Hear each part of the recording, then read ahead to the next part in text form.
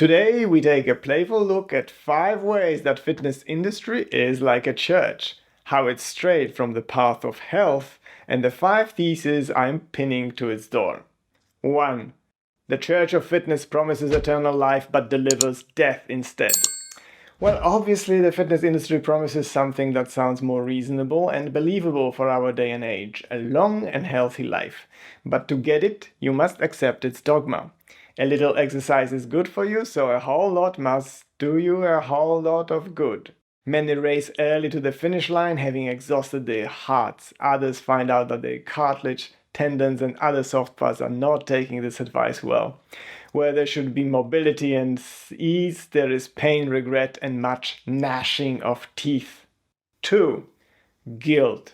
It thrives on it, then charges you to be cleansed.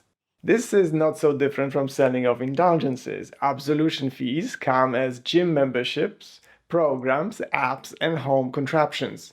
Many of them sit unused, quietly accusing you from the corner of your room. Maybe you've tucked them out of sight in your garage, but you know they're there. 3. It insists there is no salvation outside the church, no strength without weights, no health without machines. You must get on that real or metaphorical treadmill and become one of the faithful, aka a self-optimizing piece of meat.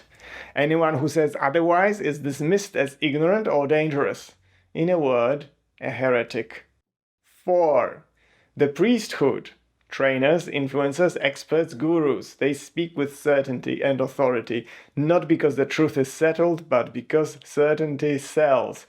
Doing your own thinking is called irresponsible and worthy of public belittling and body shaming. They decide what counts as real exercise, real effort, real progress. They exert a clerical, bureaucratic power, conditioning people to distrust their own perceptions and to instead seek validation by someone shredded and certified. How many of you got injured because you believed a guru/expert/trainer and not your body? It is wrong, and we need to reclaim epistemic authority over our own experiences. That, by the way, was a fancy medieval-sounding way of saying that when it comes to your own body, you are the expert. 5. The ideology. The fitness industry in our day and age produces a vast amount of that odorless, colorless gas, and we breathe it in without even noticing. We didn't even realize quite when the fitness culture stopped serving life and life began serving fitness. In this haze of values lost, your time disappears and so does your money. Now, here are the theses I'm pinning to the door of the Church of Fitness today. Don't worry, unlike Luther, I don't have 95 of them, just 5. 1. There is salvation outside of the church. You do not need an intermediary between you and your body. The ancient Greeks knew this. Body weight exercises, isometrics, stretching, slow jogging, radio tyso, dead hangs, Asian squats, free, accessible to everyone, and sufficient. 2.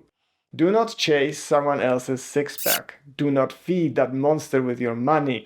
What you can at most do is pursue your personal best. Research is clear that genetics dominate how our bodies respond to exercise. It is deeply unfair that the genetically gifted get to lecture the rest of us. And it is infinitely more unfair if it is the PED-infused ones that get to make those lectures. The only mistake we ever made was choosing the wrong parents for the job of making us athletes. 3. Health, not aesthetics or muscle mass, should come first. Fitness defined by abs and Instagram is a category error. The ancient Greeks were very clear about this. Exercise fell into 3 types: pro-health practices for everyone, military preparation, and athletic competition. The last was considered inherently risky. Pause for a moment. It's alright, I'll wait. And ask yourself, which one are you doing? And who convinced you? 4. There should be no priesthood between you and your body. No one gets to interpret it on your behalf. Pain, fatigue, recovery.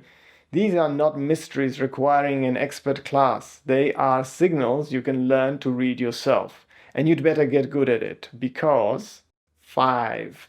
Enough is enough. Past a certain point, more effort does not bring more health benefits. It buys wear and tear, obsession and fatigue. Context is everything. Bodies age, circumstances change, recovery times change too. What worked at 25 may harm you at 45.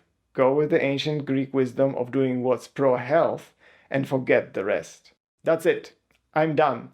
May the common sense be with you. By the way, if you want to leave the Church of Fitness or never got sucked into it in the first place but would like to maintain your body, then the beta of my course is now complete. Become a Buy Me a Coffee member to gain access. Thank you very much for watching, and I see you in the next one. Bye!